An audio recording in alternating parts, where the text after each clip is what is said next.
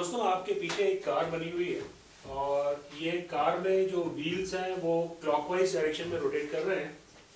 क्या आप लोग इस व्हील में मुझे फ्रिक्शन का डायरेक्शन बता सकते हैं कि व्हील में फ्रिक्शन किस डायरेक्शन में एक्ट कर रहा है?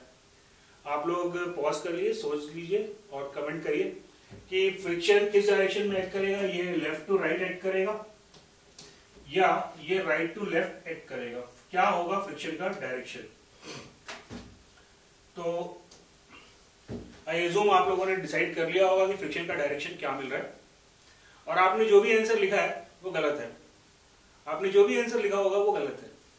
वो गलत इसलिए है क्योंकि इस कार में जब तक मुझे ये ना पता हो कि ये रोटेशन क्यों हो रहा है, मैं फ्रिक्शन की डायरेक्शन नहीं बता सकता। दोस्तों आज के वीडियो में हम डिस्कस करेंगे डायरेक्शन ऑफ फ्रिक्शन, फ्रिक्शन किस डायरेक्शन में एक्ट करता है और फ्रिक्शन का मैग्नीट्यूड क्या होता है। तो बहुत छोटा सा और बहुत प्यारा सा वीडियो बनने वाला है, तो आप लोग जुड़े रहिएगा। दोस्तों मैं अरविंद राय आप लोगों का स्वागत करता हूं अपने YouTube चैनल पर। तो मिलते हैं इस प्रोमो के बाद।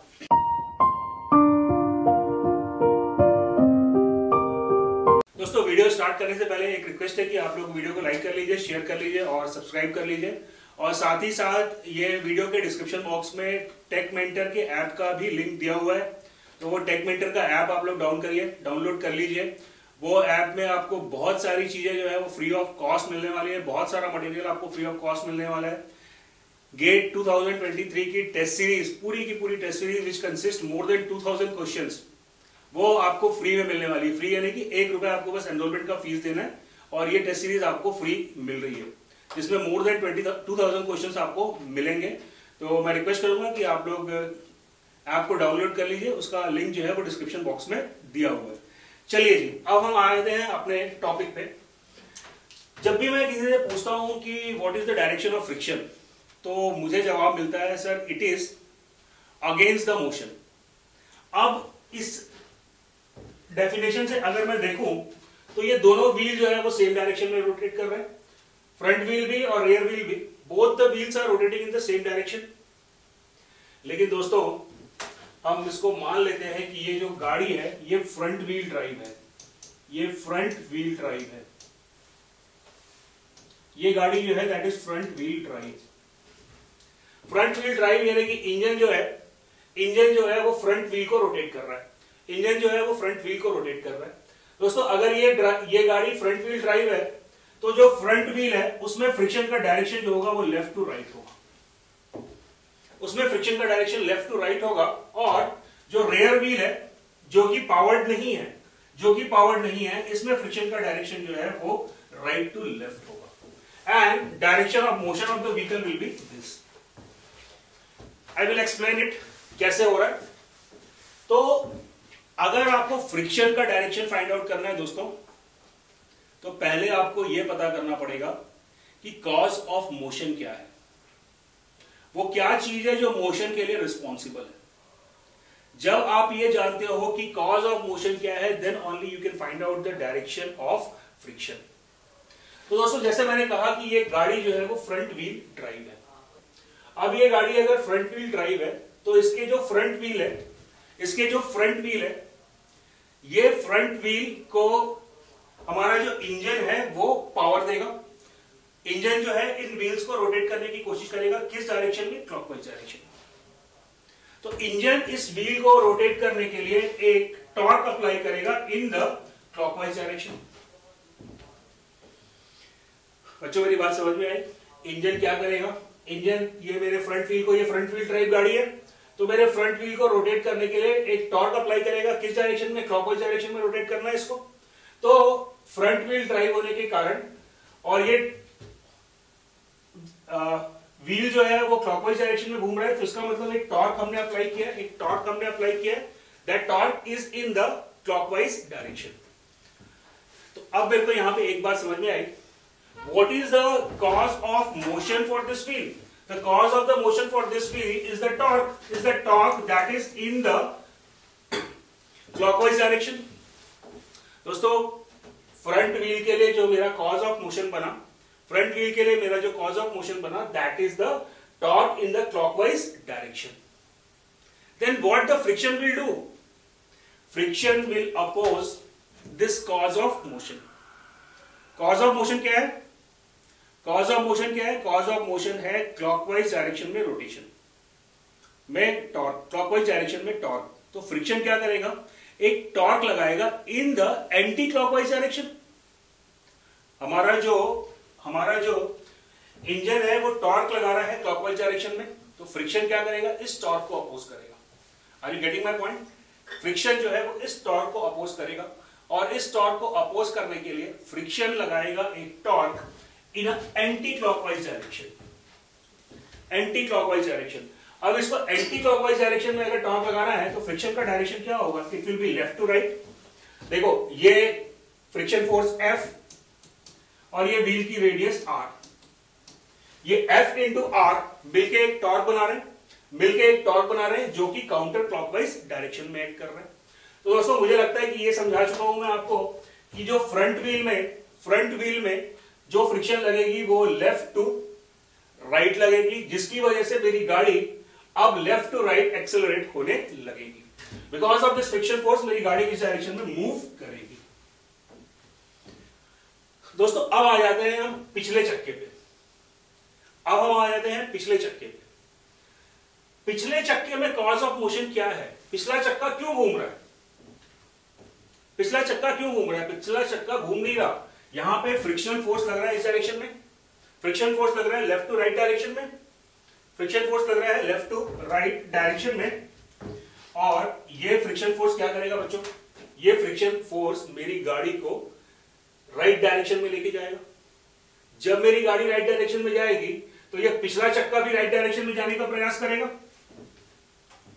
Are you getting the point? तो ये फ्रिक्शन फोर्स जो लग रहा था जिसकी वजह से हमारी गाड़ी जो है वो राइट डायरेक्शन में एक्सेलरेट हो रही है.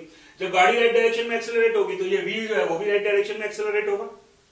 और फ्रिक्शन क्या करता है? फ्रिक्शन उस कॉज को अपोज करता है जो मोशन के लिए रिस्पॉन्सिबल है. तो बच्चों पिछले चक्के के लिए मोशन के लिए कौन रिस्पॉन्सिबल है? पिछले चक्के के मोशन के लिए ये फ्रिक्शन फोर्स रिस्पॉन्सिबल है. तो पिछले चक्के पे फ्रिक्शन का डायरेक्शन क्या होगा? इसके डायरेक्शन का अपोजिट. यानी कि पिछले चक्के में जो फ्रिक्शन फोर्स एक्ट करेगा वो एक्ट करेगा फ्रॉम राइट टू लेफ्ट. अब ये friction force multiplied by this radius R. Now again F into R will give you a torque. And now this torque is acting in the clockwise direction, so my rear wheel will start rotating in the clockwise direction. तो दोस्तों I assume कि direction of friction आपको समझ में आया होगा. मैं फिर से एक बार शॉर्ट में रिवाइज कर देता हूं. ये व्हील है, इस व्हील को हमने इंजन से पावर दिया. इंजन क्या कर रहा है? इंजन इस व्हील को रोटेट करने के लिए एक टॉर्क अप्लाई कर रहा है. किस डायरेक्शन में? क्लॉकवाइज डायरेक्शन में. तो कॉज ऑफ मोशन क्या हो गया? Torque in the clockwise direction. अब फ्रिक्शन क्या करेगा? इस टॉर्क को अपोज करेगा. तो ये टॉर्क को अपोज करने के लिए फ्रिक्शन जो है वो एक टॉर्क लगाएगा in the anti clockwise direction. Anti clockwise direction में टॉर्क लगाएगा. इसका मतलब जो है फ्रंट व्हील पे friction left to right act करेगा. Am I clear friends? और ये friction force and the radius will produce a torque in the counterclockwise direction, right? अब ये friction force F इस गाड़ी पे लग रहा है, जिसकी वजह से ये गाड़ी जो है वो राइट साइड में एक्सेलरेट होगी. जब ये गाड़ी राइट साइड में एक्सेलरेट होगी तो मेरा पिछला चक्का भी राइट साइड में जाएगा.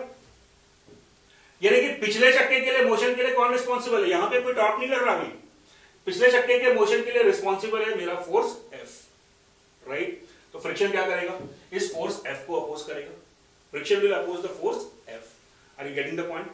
फ्रिक्शन फोर्स जो है अब यहां पे एक्ट करेगा राइट टू लेफ्ट, और इसकी वजह से यहां पे एक टॉर्क इंड्यूस होगा in the clockwise direction, which ultimately will rotate my rear wheel in the clockwise direction.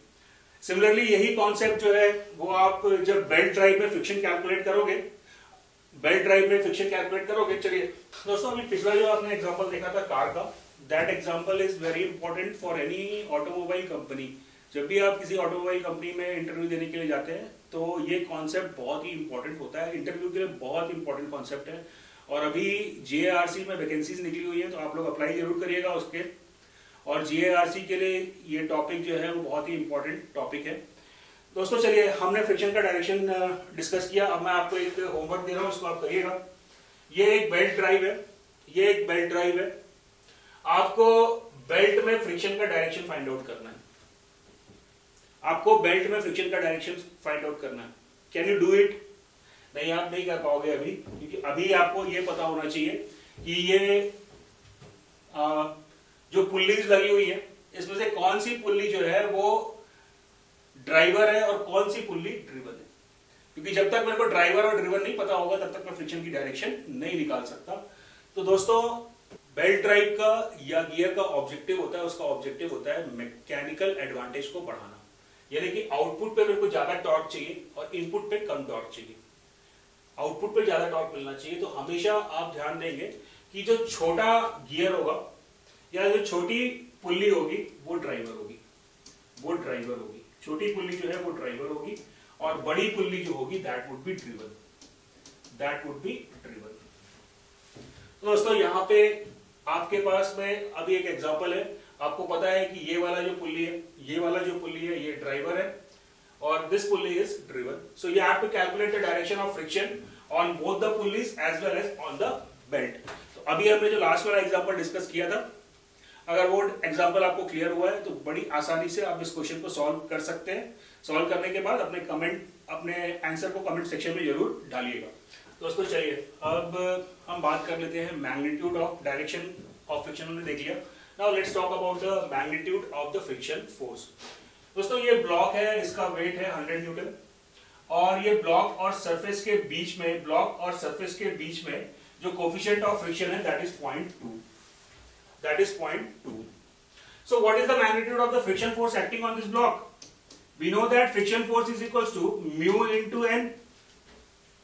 We know that the friction force is equal to mu into n, where in the problem mu is 0.2 and n is, normal reaction is 100. So most of the students write that the friction force is 20 Newton. Most of the students write the friction force is 20 Newton, which is wrong. Which is wrong. Now, can you tell me why this 20 Newton is wrong? क्योंकि ये formula तो हम school के time से पढ़ते आ रहे हैं, friction force equal to mu into N. पढ़े हैं कि नहीं पढ़े? स्कूल से पढ़ते हुए आ रहे होंगे, friction equal to mu into N. लेकिन यहाँ पे जब मैं म्यू इंटू एन लगा रहा हूँ तो मेरे को फोर्स मिल रहा है 20 न्यूटन, जो कि गलत है। अब अगेन मेरे को अपने पहले कॉन्सेप्ट पे जाना पड़ेगा। फ्रिक्शन किधर एक्ट करता है? जहां पे कॉज ऑफ मोशन होता है वो उसको अपोज करता है। तो दोस्तों, यहां पे आपको कोई कारण दिखाई दे रहा है मोशन का? ये एक सरफेस है, इसके ऊपर एक मैंने ब्लॉक रखा हुआ है। ये ब्लॉक नीचे नहीं जा सकता, ये ब्लॉक लेफ्ट या राइट मूव नहीं कर सकता क्योंकि कोई फोर्स नहीं लग रहा लेफ्ट या राइट डायरेक्शन में। So what does it mean? There is no cause of motion, hence the friction force acting on this block is equals to 0. Friction force acting on this block is 0. Now let me consider another case. अब मैं left to right एक force लगा देता हूं 5 Newton का। 5 Newton का क्या दोस्तों अब फ्रिक्शन एक्ट करेगा? हाँ, डेफिनेटली करेगा, क्योंकि ये 5 न्यूटन का जो फोर्स है ये इस ब्लॉक में मोशन प्रोड्यूस करेगा टुवर्ड्स राइट साइड। फ्रिक्शन क्या करता है? मोशन को अपोज करता है। तो अगर मैं यहां पे 5 न्यूटन का लोड लगाता हूं तो बच्चों फ्रिक्शन फोर्स एक्ट करेगा जिसका मैग्नीट्यूड होगा 5 न्यूटन, राइट। अगर मैं यहां पे 15 न्यूटन का फोर्स लगा दूं तो फ्रिक्शन फोर्स भी 15 न्यूटन हो जाएगा। चलिए, अगर मैं यहां पे लगा देता हूं 25 न्यूटन का force, then what will be the magnitude of the friction force? Now the friction force will not be 25, that will become mu into n, that is equals to 20 Newton. दोस्तों, अगर यहाँ पे 5 न्यूटन का force लगा होता तो friction force 5 Newton का होता। अगर आप यहाँ पे 15 न्यूटन का फोर्स लगाते तो फ्रिक्शन फोर्स 15 न्यूटन का होता। अगर आप यहाँ पे 20 न्यूटन का लगाओगे तो फ्रिक्शन फोर्स 20 न्यूटन का होगा। लेकिन 20 के ऊपर अगर आप फोर्स लगाओगे तो फ्रिक्शन फोर्स की वैल्यू जो है वो 20 न्यूटन से ऊपर नहीं जाएगी। फ्रिक्शन फोर्स की जो मैक्सिमम वैल्यू है that is mu into N. तो दोस्तों फ्रिक्शन फोर्स की जो वैल्यू आप कैलकुलेट करते हैं mu into N, that is the limiting friction force. Limiting friction force का मतलब हुआ कि सरफेस उससे ज्यादा रेजिस्टेंस ऑफर नहीं कर सकता। तो यदि आप यहाँ पे 5 न्यूटन का फोर्स लगाओगे तो फ्रिक्शन फोर्स 5 न्यूटन का ही होगा। लेकिन यदि आप यहाँ पे 25 न्यूटन का फोर्स अप्लाई करोगे तो friction force mu into N यानी कि 20 न्यूटन से ज्यादा नहीं हो सकता। तो दोस्तों गेट में ये कॉन्सेप्ट बहुत इंपॉर्टेंट है। कई बार इससे क्वेश्चन आया और लोग नॉर्मली क्या करते हैं, फ्रिक्शन फोर्स निकालने के लिए F equal to mu into N कर देते हैं, विच इज नॉट करेक्ट। आपको cause of motion find out करना पड़ेगा। जितना कॉज ऑफ मोशन होगा उतना ही फ्रिक्शन फोर्स एक्ट करेगा, और फ्रिक्शन फोर्स की जो मैक्सिमम वैल्यू होगी वो म्यू इनटू एन से ज्यादा नहीं हो सकती। बोलने का मतलब ये सरफेस पे जो मैक्सिमम वैल्यू लगेगी फ्रिक्शन फोर्स की वो 20 न्यूटन होगी। अगर आपने 15 न्यूटन लगाया है तो फ्रिक्शन फोर्स 20 न्यूटन नहीं होगा, फ्रिक्शन फोर्स 15 न्यूटन होगा। दोस्तों फ्रिक्शन के इंजीनियरिंग में बहुत सारे एप्लीकेशंस हैं। इसका बेसिक एप्लीकेशन जो है वो क्लच में होता है, ब्रेक्स में होता है, बेल्ट एंड पुल्ली में होता है। तो इन द कमिंग लेसन्स, आने वाले लेक्चर्स में हम जो फ्रिक्शन के एप्लीकेशंस है उसको भी बहुत ईमानदारी से और बहुत प्यार से डिस्क्राइब करने की कोशिश करेंगे। तो आप लोगों ने अगर चैनल को सब्सक्राइब नहीं किया है तो सब्सक्राइब कर लीजिए, लाइक कर दीजिए, शेयर कर दीजिए। आप लोग का लाइक और शेयर ही हम लोग को मोटिवेशन मिलता है, वही हम लोग का क्या कहना चाहिए, रिन्यूमरेशन है। तो आई अज्यूम कि आप लोग शेयर करेंगे, लाइक करेंगे। और टेक मेंटर का ऐप जो है वो डिस्क्रिप्शन बॉक्स में दिया हुआ है, उसको आप डाउनलोड कर लीजिए। For any doubt, any difficulty you can call. Description box में आपको कॉल का नंबर भी मिल जाएगा, किस नंबर पे आपको कॉल करनी है, या फिर आप कमेंट सेक्शन में भी कमेंट कर सकते हैं। तो मिलते हैं अगले वीडियो में, बाय बाय।